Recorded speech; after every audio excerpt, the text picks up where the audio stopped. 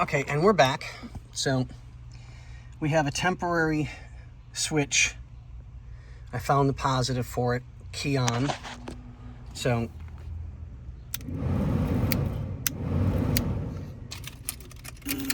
key off. Nothing. So I'm going to put a new clean connection on that.